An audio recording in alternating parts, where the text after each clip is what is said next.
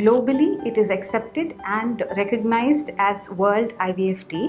Dr. Aruna, can you please share with us your experience as to how patients feel this is accepted in our community? Over the past 13 years of my journey in infertility field, I have seen that the acceptance of couples have tremendously increased, and the belief of the fertility couple on IVF and also the doctors on IVF has increased. Basically because the risk of IVF and the stress of the injections are all being shortened. The risk of IVF is very, very less, and financially speaking, it has not increased so much over the years. Whatever counseling I had given before 12 years is almost the same even now. So except for the financial part, most of the other areas in IVF is being covered. That's the risk of the mother, the risk of the baby born, and the success rate is all increased. The risk has come down and the success rate has increased. So the acceptance of couples, fertility couples, have tremendously increased over the years, and in future it should be like a normal conception. It should be accepted, and there are lots of updates in the fertility field that we are making the injections as 2 as 1, and we are making the injections into tablet form, and it is becoming very easy and patient friendly approach. So sooner it's going to be very patient friendly and it's going to be accepted, and it will be a miracle in many couples.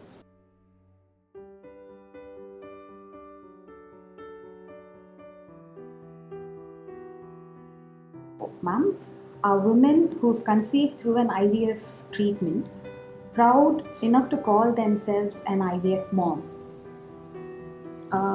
Difficult question to answer maybe. See, we had asked so many couples conceived with IVF whether you are going to tell your family members that you are conceived with IVF. Still, even now, it's only 50% of the couple tell to their parents and sisters and brothers that they've conceived with IVF. Still, the stigma of IVF prevails in our state at least, because the question immediately when they conceive with IVF comes, what was the problem? Either it is with the husband or the wife. What was the issue? This is the first question they ask. In fact, if the family is educated and they have a knowledge about the fertility aspects, they are accepting the fertility treatment. I have 50% of patients who come with the family, and I have parents who bring the couple and tell them they're just delaying, they're just afraid of IVF. I know they can do it, madam. So kindly proceed with an IVF conception. Particularly when they are a teacher or working already, the parents are themselves working and they are educated, then they can understand it better. Or when they have a family member conceived with an IVF, the fear of IVF goes from them. So if they have a family member who is conceived with an IVF, then they take IVF easily. Or otherwise, there is 50% of the population whom we have to educate. Still, we have to reach the Western culture where they are not bothered to tell that it is IVF conception. They tell it out proudly that I have conceived with IVF. Even now, even a well-educated woman is little bit reluctant to tell to the society that I have conceived with an IVF. Basically, she is happy, she is proud that she has conceived with an IVF, but she is not ready to share the happiness with the peer group telling that it's IVF conception, basically because then they are going to pour out question on her and she will not be able to answer it back. I think it will in future improve. Maybe over the year we'll be sitting and talking that all the couple are happy to tell that it's IVF conception.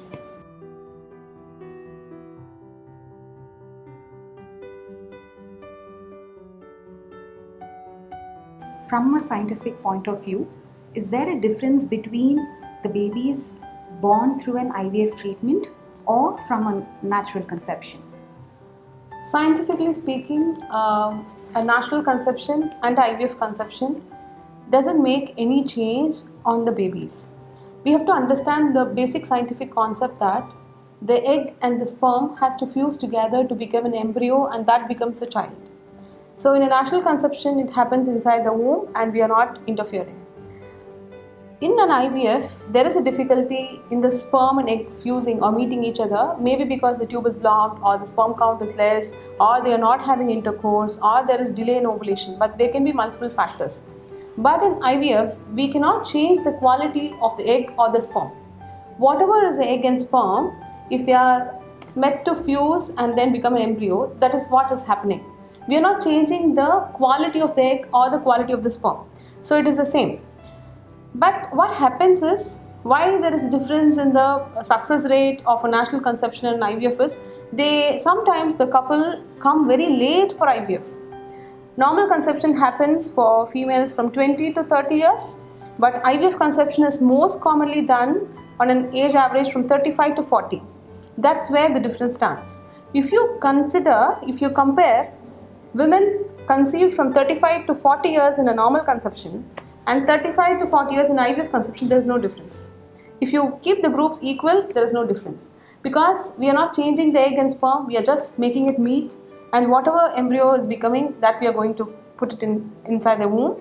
And in fact, in IVF, we can select which is a good embryo. Patients who have had a previous abnormal baby or an anomalous baby or a mentally retarded baby, if there is a genetic cause, we can in fact select which is the good embryo and then put it inside the womb.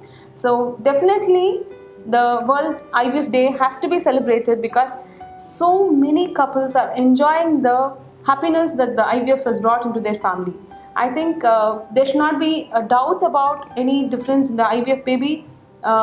It should be accepted very well for all the couples.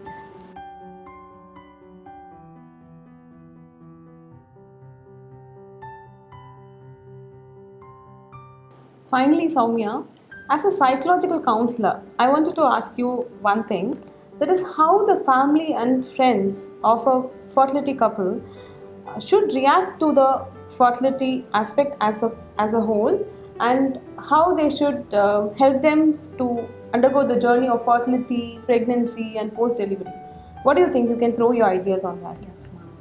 The family or friends can be of great help by not actually asking very personally intrusive questions to the couple, both men and women.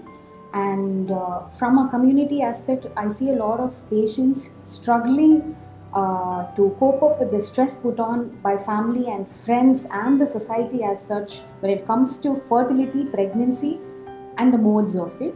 So I think from a family or the family or friends can contribute by helping them.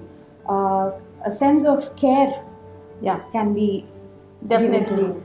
See, I also feel the same way. Instead of asking who is at fault, either you or your husband, or how you conceived, what are the injections that is given, you can just tell them how, if you have delivered already, as a friend is delivered already, you can tell them how you can take care of a pregnancy in a better way. And even if they are stressed during fertility, you can always positively motivate the couple and tell that, don't worry, ultimately you will have a baby at home with you. So that is a positive way of telling out. I think there are a good number of friends that help, and there are social groups like fertility groups where our patients also get a help. But even more education is needed for patients to understand that.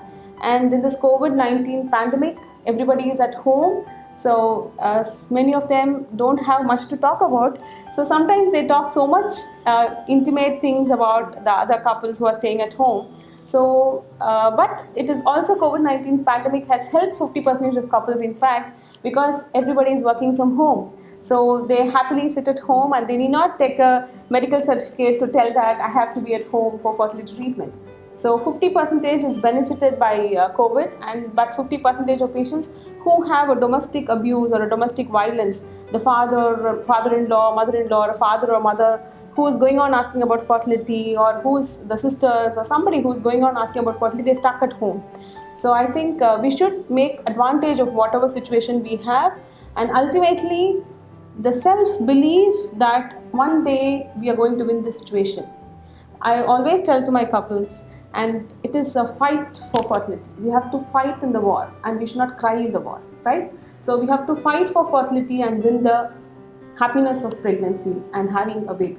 Finally, on this World IVF Day, the take-home message should be, IVF should not be considered as a stigma, and there are lots of myths about IVF that it is going to be having lots of stress on the health, lots of stress on the family and financial aspects, and there cannot be a normal delivery. There are lots of myths around it.